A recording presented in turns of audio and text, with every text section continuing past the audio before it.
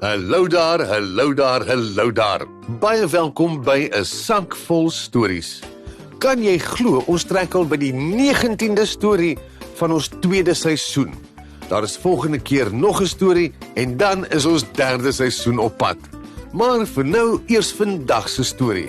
'n Klassieke storie oor wat gebeur as mens jou ore aan die verkeerde mense uitleen en nie glo wat jou oë vir jou vertel nie. Ek hoop jy geniet hierdie ene so baie soos wat ek hom geniet. Hier gaan ons. Die keiser se nuwe klere. Baie jare gelede was daar 'n keiser wat so dol was oor nuwe klere dat hy al sy geld daaraan bestee het. Ek gee nie om oor my soldate of my onderdane se welstand nie. Ek gee ook nie om oor dinge soos teater of opera nie, behalwe as dit my die kans gee om met my nuwe klere te spog, het hy gesê. Hy het 'n ander uitrusting vir omtrent elke uur van die dag gehad. En verbasend genoeg het dit heel goed gegaan in sy groot stad. Vreemdelinge het elke dag by sy paleis aangekom.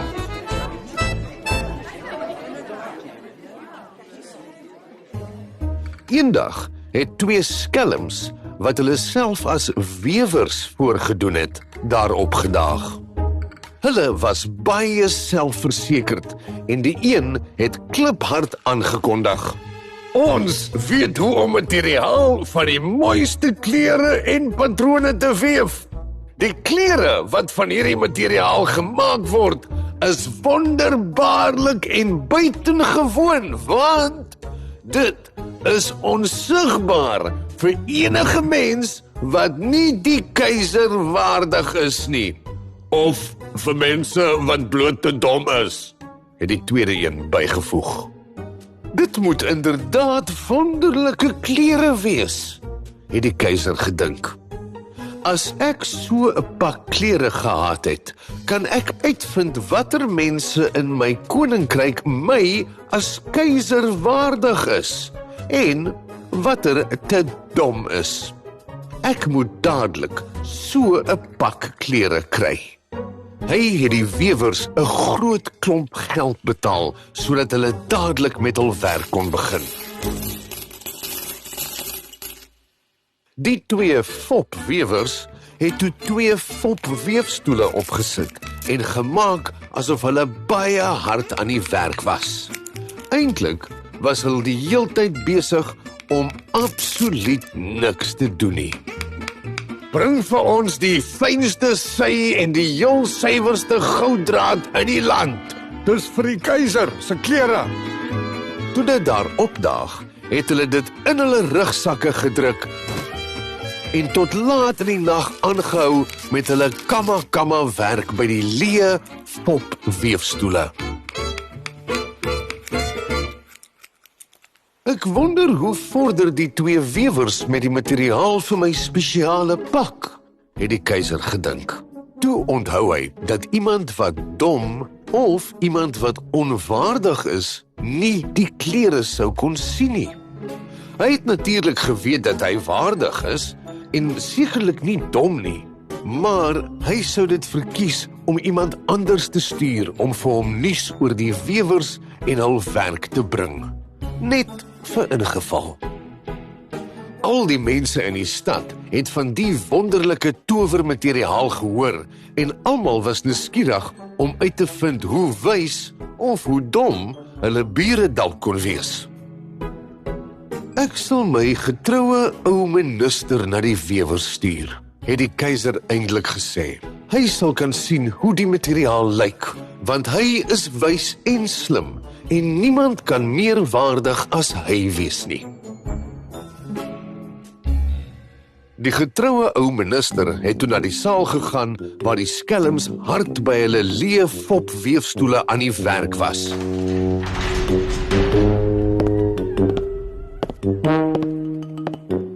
"Wat gaan hier aan?" het die ou man gedink en sy oë baie wyd oopgemaak.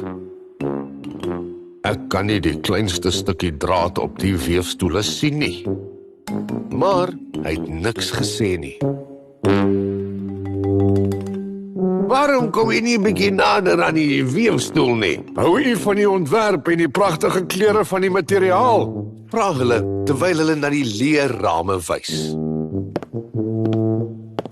Die arme ou minister het gekyk en gekyk, maar hy kon niks op die weefstoele sien nie. Om 'n baie goeie rede. Daar was niks daar nie. Wat gaan aan? Het hy weer gedink. Is dit moontlik dat ek 'n idioot is? Ek het dit nog nooit vermoed nie, en niemand mag dit ook ooit weet nie. Kan dit wees dat ek onwaardig is? Nee, dit kan ook nie gesê word nie. Ek sal nooit erken dat ek nie die klere kan sien nie. Wel, minister, sê een van die skelms, terwyl hy steeds maak asof hy werk. Jy sê nie of jy van die materiaal hou of nie? Dus uitstekend, het die ou minister geantwoord en deur sy bril na die weefstoel gekyk. Hierdie patroon en die kleure. Ja, ek sal vir die keiser vertel hoe vreeslik mooi dit is. Ja, ons sal baie dankbaar wees, het die skelms gesê. En toe het hulle die verskillende kleure opgenoem en die patroon van die fopmateriaal beskryf. Die ou minister het mooi na al woorde geluister, sodat hy dit aan die keiser kon herhaal.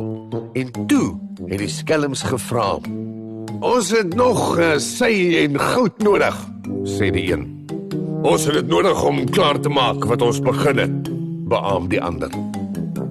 Weereens het hulle alles waarvoor hulle gevra het gekry en dit net so in hulle rugsakke gedruk, terwyl hulle kamma aanhou werk. Die keiser het toe 'n ander amptenaar gestuur om te kyk hoe die manne vaar en om te hoor wanneer die klere gereed sou wees. Dit was dieselfde met hom as met die ou minister. Hy het van alle kante na die weefstoele gekyk, maar kon niks behalwe die leerrame sien nie. Is die materiaal vir jou net so mooi soos wat dit vir die ou minister was? Het die skelm gevra en na die leë weefstoel gewys. Ek is beslis nie dom nie, het die amptenaar gedink. Dit moet wees dat ek nie waardig is nie. Dit is baie vreemd, maar niemand mag enige iets hiervan weet nie. En so het hy gesê dat hy gaande was oor die kleure en patrone van die materiaal wat hy nie kon sien nie. Toe hy na die keiser terugkeer, het hy gesê, die materiaal wat die wewers voorberei is fantasties. Die hele stad het gepraat oor die wonderlike materiaal wat die keiser laat maak het. En nou wou die keiser die diermateriaal sien terwyl dit nog op die weefstoel was. Saam met sy beste amptenare, onder wie die 2 eerlike manne wat die materiaal reeds bewonder het, het hy na die skelms gegaan. Sodra hulle die keiser hoor aankom het, het hulle voortgegaan om te maak asof hulle harder as ooit werk. Is dit nie absoluut uitstekend nie? Het die ou minister gevra. Wat 'n fantastiese ontwerp! Kyk die wonderlike kleure! Het die ander amptenaar gesê, terwyl hy ook na die leerrame wys en dink die ander mense kan dalk sien wat hulle nie sien nie. Hoe kan dit wees? Het die keiser by homself gesê. Ek kan niks sien nie. Dit is vreeslik. Is ek 'n idioot of is ek onwaardig om 'n keiser te wees? Dit sou die ergste ding wees wat kon gebeur. Die materiaal is ongelooflik, het hy hardop gesê, terwyl hy met 'n aangeplakte glimlag na die leë weefstoele staar. Hy kon niks sien nie. Al sy amptenare het ook gestaar en gekyk, selfs hulle oë op skreefies getrek, maar niemand kon enige iets sien nie. Nogtans het hulle almal uitgeroep. Hoe mooi! Hoe pragtig! Hoe uniek! Toe het hulle vir die keiser gesê, laat maak vir u nuwe klere van hierdie wonderlike materiaal, sodat dit reg kan wees vir die groot optog. Weereens het almal uitgeroep, skitterend, fantasties, uitstekend! Die keiser was deurmekaar maar tevrede. Ten minste kan hulle die materiaal sien, het hy gedink. Die skelms het die hele nag voor die dag van die optog gewerskaf op hulle fopmanier. Hulle het gemaak asof hulle die materiaal van die weefstoele afrol. Hulle het met hul skere in die lug geknip en met naalde sonder enige draad geryg en gestik. Kyk, het hulle uiteindelik gesê. Die keiser se nuwe klere is gereed. Die keiser en al die amptenare van sy hof het by die wewers opgedaag. Die skelms het hulle arms uitgehou asof hulle iets dra en vashou en trots aangekondig. Hier is u majesteit se broek. Hier is die hemp. Hier is die baadjie. Die hele pak is so lig soos 'n veer. Dit mag voel asof u glad niks aan het wanneer u daarin aangetrek is nie, maar dit is die groot wonder van hierdie materiaal. Ja, inderdaad, het al die amptenare gesê. Al kon nie een van hulle hierdie pragtige pak sien nie. As u majesteit asseblief u klere sal uittrek, sal ons die nuwe pak voor die spieël aanpas. Die keiser het uitgetrek en die skelms het gemaak asof hulle sy nuwe pak vir hom aantrek. Die keiser het voor die spieël gestaan en in die ronde gedraai. Hoe wonderlik lyk sy majesteit nie in sy nuwe klere nie. Kyk hoe goed pas dit. Fantasties, het almal uitgeroep.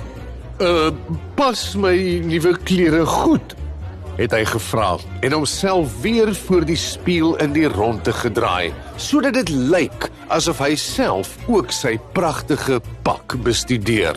Wat 'n ontwerp! Sulke mooi klere! Dit is inderdaad 'n koninklike uitrusting. Die optog is gereed om te begin, het die seremoniemeester aangekondig. Ek is gereed, het die keiser gesê. So het die keiser in die middel van die groot optog deur die strate van sy stad geloop. En al die mense wat in die straat en by hul vensters gestaan het uitgeroep, "O, hoe mooi is die keiser se nuwe klere nie."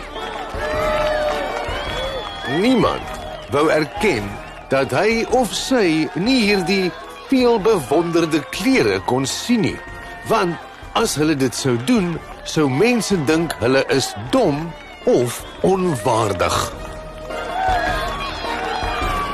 Skielik roep 'n onskuldige klein seentjie, "Maar die keiser het dan glad niks klere aan nie." Die hele skare was stil en geskok. Hulle het almal begin fluister oor wat die kind gesê het. Maar hy het glad niks aan nie. Die keiser is kaal. Die keiser is kaal. Het dit van oral oor weer klink. Die keiser was verleë, want hy het geweet dat die mense reg was. Maar hy kon nie nou die groot optog stop nie. En so het die keiser verder geloop, so kaal soos die dag toe hy gebore is. Soos almal rondom hom, heeltemal te trots en heeltemal te skaam om te erken, iemand het hulle 'n rad voor die oë gedraai.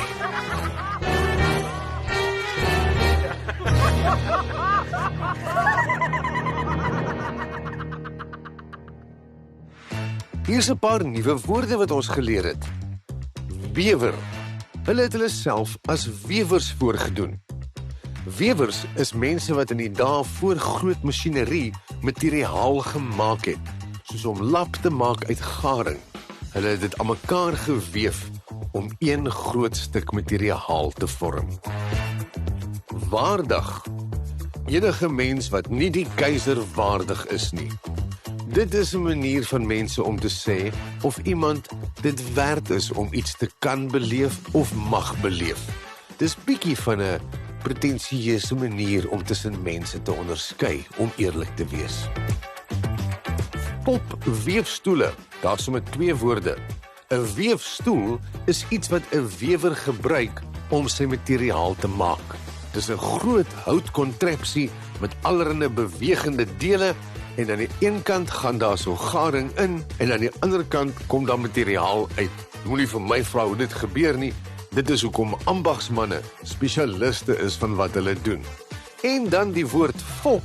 Dit was 'n fopweefstoel want hy het dit nie eintlik regtig gebruik nie. Hy het dit gemaak of dit een is. 'n Ander plek waar ons die woord fop hoor, is in fopspeen. Ja, dit wat ons vir 'n baba gee, want dit is nie regtig iets wat help nie. Hy dink net so. Nou ja, tot volgende keer. Dankie vir die saamluister. Lekker lees, lekker luister en lekker leer. Arrivari.